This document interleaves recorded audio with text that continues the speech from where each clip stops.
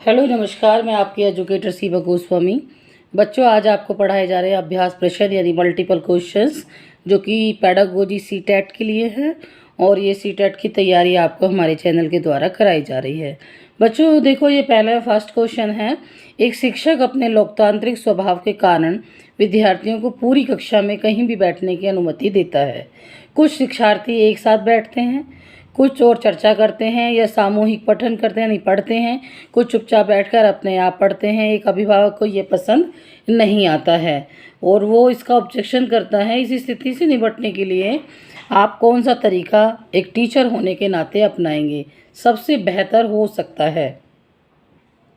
तो बच्चों, कुछ वर्ड मैं अपनी तरफ से भी जोड़ती हूँ ताकि आपको वो बहुत इजी लगे और आपको समझ में आए कि आगे पूछ क्या रहा है क्वेश्चन। तो ए, अभिभावकों को प्रधानाचार्य से अनुरोध करना चाहिए कि वे उनके बच्चे का अनुभाग बदल दें। बी, अभिभावकों को शिक्षक पर विश्वास व्यक्त करना चाहिए और शिक्षक के साथ समस्या पर चर्चा करनी चाहिए। सी, अभिभावकों को उस विद्यालय से अपने बच्चे को निकाल लेना चाहिए। या डी, अभिभावकों को प्रधानाचार्य से शिक्षक की शिकायत करनी चाहिए। अब जो ये ए और सी और डी का आंसर हैं इसके जो इसमें दिए हुए हैं, ये बिल्कुल नेगेटिव हैं। आपको ये भी सोचना है कि हमें पॉजिटिव आंसर लेना है या नेगेटिव लेना है। तो इसका आंसर आएगा बच्चों बी, अभिभावकों को शिक्षक पर विश्वास होना चाहिए और अपना एक विश्वास रखना चाहिए कि शिक्षक के साथ उस समस्या पर वो चर्चा भी कर सकता है। तो इसका आंसर बच्चों बी आएगा। नेक्स्ट क्वेश्चन है बच्चों, वह अवस्था जब बच्चा तार्किक रूप से वस्तुओं व घटनाओं के विषय में चिंतन प्रारंभ करता है। तो करता है या है? औपचारिक ए, औपचारिक संक्रियात्मक अवस्था, पूर्व संक्रियात्मक अवस्था, मूर्त संक्रियात्मक अवस्था या संवेदी प्रेरक अवस्था। तो क्वेश्चन का आंसर आपको क्वेश्चन में ही ढूंढना पड़ेगा। तार्किक रूप से, कोई बच्चा तार्किक रूप से वस्तुओं व घटनाओं के विषय में चिंतन प्रारंभ करता है, पूर्व संक्रियात्मक अवस्था। ये मैंने आपको थियोरेटिकली पढ़ाया है। तो जो इसका आंसर आएगा बच्चों मूर्त संक्रियात्मक अवस्था आएगा। इसका आपकी जो मूर्त है उसे पता नहीं है और वो उन्हीं से ही अपनी जो तार्किक रूप से वस्तुओं और घटनाओं के विषय में चिंतन आरंभ करता है। नेक्स्ट क्वेश्चन है बच्चों, मन का मानचित्रण संबंधित है। ए, साहसिक कार्यों की क्रिया योजना से। बी, मन का चित्र बनाने से। सी, मन की क्रियाशीलता पर अनुसंधान से। या डी, बोध समझ बढ़ाने की तकनीक से। तो आपको क्वेश्चन को एक दो बार पढ़ोगे। मन का मानचित्रण किससे संबंधित है? तो इसका आंसर आएगा मन की क्रियाशीलता पर। जब वो बात ही मन की कर रहा है तो ये मन की क्रियाशीलता का अनुसंधान से है मानचित्रण, कि मन में क्या क्या विचार आ रहे हैं, कितने आप क्रियाशील हैं। नेक्स्ट क्वेश्चन है बच्चों, विशेष रूप से प्राथमिक स्तर पर विद्यार्थियों को सीखने संबंधी समस्याओं को संबोधित करने का सबसे बेहतर तरीका क्या है? तो बात कर रहा है बच्चों प्राथमिक स्तर पर विद्यार्थियों की सीखने की समस्या। महंगी और चमकदार सहायक सामग्री का प्रयोग, सरल रोचक व पाठ्य पुस्तकों का प्रयोग, कहानी कथन पद्धति का प्रयोग या अक्षमता के अनुरूप विभिन्न शिक्षण पद्धतियों का प्रयोग। तो इसको बच्चा आंसर जो आएगा आपका फोर्थ का आएगा डी, कि जो अक्षमता के अनुरूप जैसे बच्चे होंगे अक्षमता के अनुरूप विभिन्न शिक्षण पद्धतियों का प्रयोग करना चाहिए। आपको इसका आंसर लग रहा होगा कहानी कथन, छोटे बच्चे हैं तो कहानी सुना दो, या बी भी लग सकता है सरल और रोचक पाठ्य पुस्तकों का। नहीं, जो अक्षमता है उसके अनुरूप विभिन्न शिक्षण पद्धतियों का हमें प्रयोग करना पड़ेगा, क्योंकि बच्चे एक ही समान नहीं होते, क्लास में विभिन्न योग्यताओं से संबंधित होते हैं। तो इसका आंसर आएगा डी। नेक्स्ट क्वेश्चन है बच्चों, पियाजे के अनुसार निम्नलिखित में से कौन सी अवस्था में बच्चा अमूर्त संकल्पनाओं के विषय में तार्किक चिंतन करना आरंभ करता है? ए, औपचारिक संक्रियात्मक अवस्था 11 वर्ष है उससे ऊपर। बी, संवेदी प्रेरक अवस्था जन्म से लेके 0 वर्ष तक। पूर्व संक्रियात्मक अवस्था 0 से 07 वर्ष तक, यानी 2 से 7 वर्ष तक। मूर्त संक्रियात्मक अवस्था 7 से 11 वर्ष तक। तो इसका आंसर क्या है कि पियाजे के अनुसार कौन सी अवस्था बच्चा जो होता है अमूर्त संकल्पनाओं के विषय में तार्किक चिंतन करना शुरू कर देता है? तो इसका आंसर आएगा बच्चों मूर्त संक्रियात्मक अवस्था 7 से 11। वो तार्किक अवस्था में आ जाता है जब 7 से 11 वर्ष का होता है। नेक्स्ट क्वेश्चन है, निम्न में से कौन सा बच्चे की सामाजिक मनोवैज्ञानिक आवश्यकताओं के साथ संबंध नहीं है। नहीं है पूछा है बच्चों, नेगेटिव को भी देखना चाहिए आपको, जहाँ जहाँ नहीं होगा पता चले कि आप हाँ का आंसर कर रहे हैं। ए, संवेगात्मक सुरक्षा की आवश्यकता। बी, शरीर से अपशिष्ट पदार्थों का नियमित रूप से बाहर निकलना।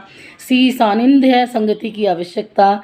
या डी, सामाजिक अनुमोदन अथवा सराहना की आवश्यकता। तो इसका बच्चों आंसर आएगा शरीर से, इसका आंसर आएगा बी, शरीर से अपशिष्ट पदार्थों का नियमित रूप से बाहर निकलना।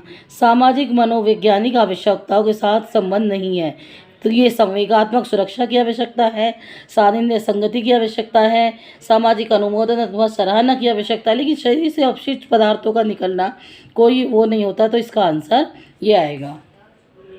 इसके अलावा नेक्स्ट क्वेश्चन, वह कौन सा कथन है जहाँ बच्चे के संज्ञानात्मक विकास को सबसे बेहतर तरीके से परिभाषित किया जा सकता है। तो वो कौन सा कथन है जहाँ संज्ञानात्मक जो विकास है उसको सबसे ज़्यादा बेहतर तरीके से परिभाषित किया जा सकता है। नंबर 1, विद्यालय में कक्षा पर्यावरण। नंबर 2, सभागार। सी, घर या खेल का मैदान। तो बच्चों जो इसका आंसर आएगा 7 का, वो आएगा बी, सभागार। वहाँ पर सबसे ज़्यादा बच्चों का जो संज्ञानात्मक विकास सबसे ज़्यादा होगा, जहाँ पे सभा हो रही होगी और वो अपने विचारों को प्रकट कर सकता है। नेक्स्ट क्वेश्चन, निम्न में से कौन सा बुद्धिमान बच्चे का लक्षण नहीं है। अब फिर वही क्वेश्चन आया, जब आपका क्वेश्चन में नहीं आएगा तो आपको नहीं का आंसर ढूंढना है, हाँ का नहीं ढूंढना है। ए, वह जो प्रभावपूर्ण है उचित तरीके से संप्रेषण करने की क्षमता रखता है। बी, वह जो अमूर्त रूप से सोचता है। सी, वह जो नए परिवेश में स्वयं को समायोजित कर लेता है। या वह लंबे निबंधों को बहुत जल्दी रटने की क्षमता रखता है।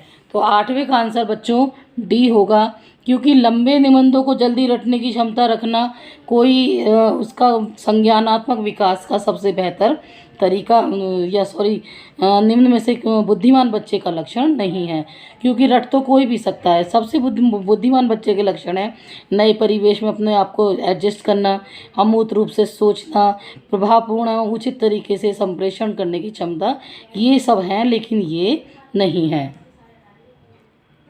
क्वेश्चन नंबर 9, बच्चे दुनिया के बारे में अपनी समझ का सृजन करते हैं, इसका श्रेय डैश को जाता है। पेवलोव, कोहलबर्ग, स्किनर या पियाजे।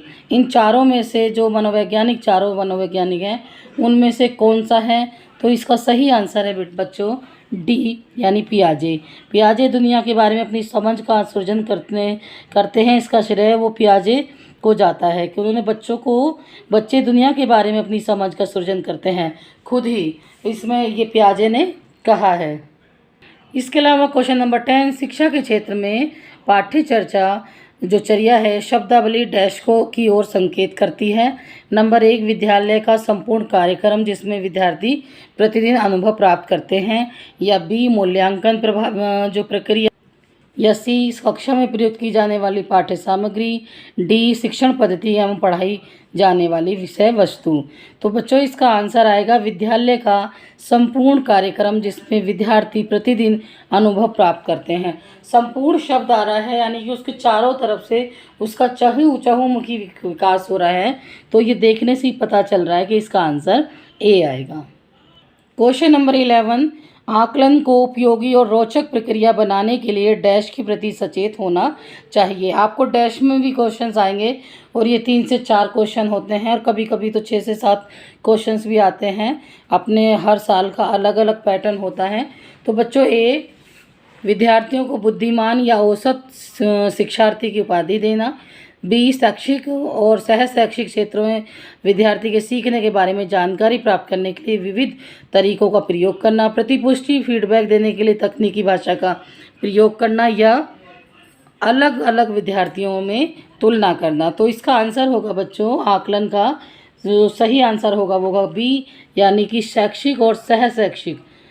कुछ सामग्री मैन होती है, कुछ उसकी सहायक सामग्री होती है।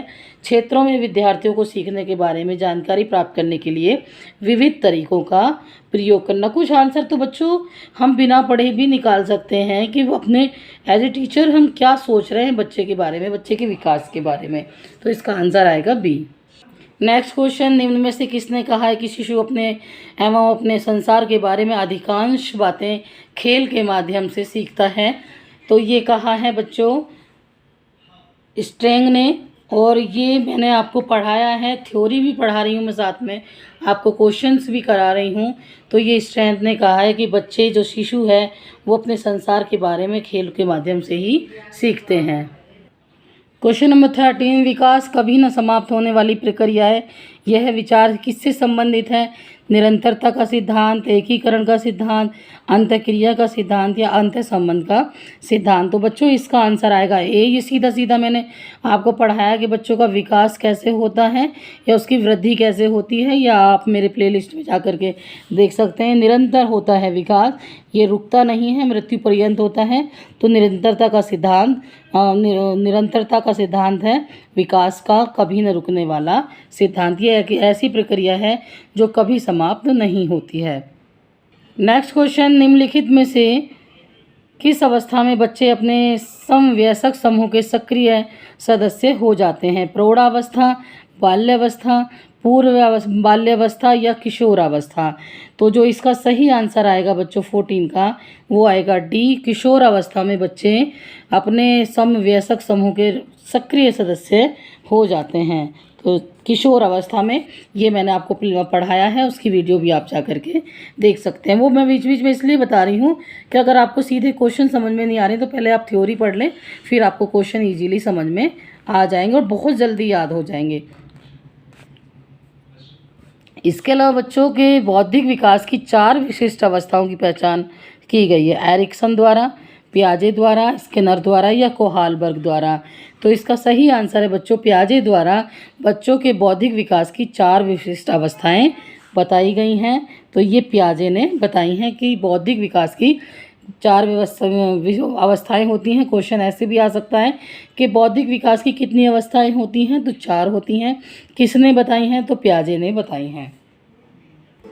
क्वेश्चन नंबर 16 बच्चों, वह स्तर जिसमें बच्चा किसी वस्तु एवं घटना के बारे में तार्किक रूप से सोचना शुरू करता है, वो कौन सी वस्तु है या घटना है कहा जाता है? संवेदन प्रणोद अवस्था, औपचारिक क्रियात्मक अवस्था, पूर्व क्रियात्मक अवस्था या मूर्त अवस्था? तो